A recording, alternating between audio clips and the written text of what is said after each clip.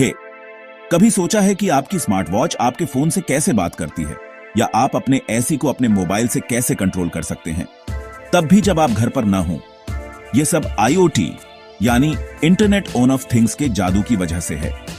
आज मैं आपको IoT आर्किटेक्चर और प्रोटोकॉल को सबसे आसान तरीके से समझा रहा हूं, ताकि आपको आखिर में समझ आए कि यह सब क्या वजह है। चलिए IoT को एक रिले रेस की तरह समझते हैं। इसमें 4 धावक हैं, हर एक के पास एक बैटन है। बैटन आपका डेटा है।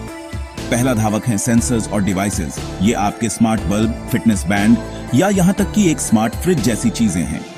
इनका काम डेटा इकट्ठा करना, तापमान, दिल की धड़कन, लाइट ऑन है या ऑन ऑफ। अगला, इस डेटा को ट्रैवल करना होगा। यहीं पर दूसरा धावक आता है, कनेक्टिविटी लेयर। इसे सभी सड़कें और पुल समझें, वाईफाई, ब्लूटूथ, जिगबी और यहां तक कि सेलुलर नेटवर्क भी। डेटा इन रास्तों से दौड़ता हुआ अगले धावक तक पहुंचता है। तीसरा धावक है एज कंप्यूटिंग या गेटवे लेयर। ट्रैक के किनारे एक तेज सोचने वाले कोच की कल्पना करें।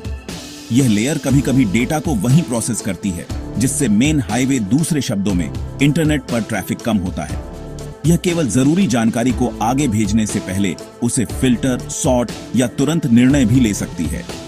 आखिर में चौथा धावक है क्लाउड या डेटा सेंटर लेयर।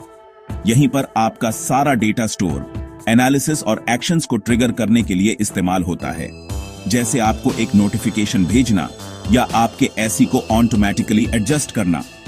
यहीं पर यूजर इंटरफेस भी रहता है, आपके फोन पर एप्स या वेब डैशबोर्ड। तो संक्षेप में, डिवाइसेस डेटा इकट्ठा करते हैं, उसे अलग अलग कनेक्शनों से पास करते हैं, कभी कभी उसे एज पर प्रोसेस करते हैं और आखिर में उसे क्लाउड में स्टोर और एनालिसिस करते हैं। आसान है ना? लेकिन रुकिए, ये डिवाइसेस असल में एक दूसरे से बात कैसे करते हैं? यहीं पर प्रोटोकॉल आते हैं। प्रोटोकॉल उन भाषाओं की तरह हैं जिनका इस्तेमाल आपके धावक बैटन को बिना गिराए एक दूसरे को देने के लिए करते हैं। चलिए कुछ मुख्य प्रोटोकॉल देखते हैं। MQTT सुपर लाइटवेट, मशीनों के लिए टेक्सटिंग की तरह। यह कम बैटरी और खराब इंटरनेट वाले डिवाइसेस के लिए एकदम सही है, जैसे खेत में सेंसर।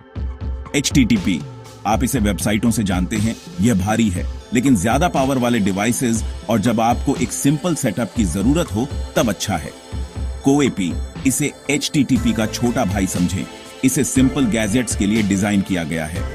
ब्लूटूथ और जिगबी, ये कम दूरी की बातचीत को संभालते हैं, जैसे आपके फोन और आपके स्मार्ट स्पीकर के बीच। हर IoT सिस्टम उस प्रोटोकॉल को चुनता है जो उसकी जरूरतों के हिसाब से सबसे अच्छा होता है, जो स्पीड, पावर और कितना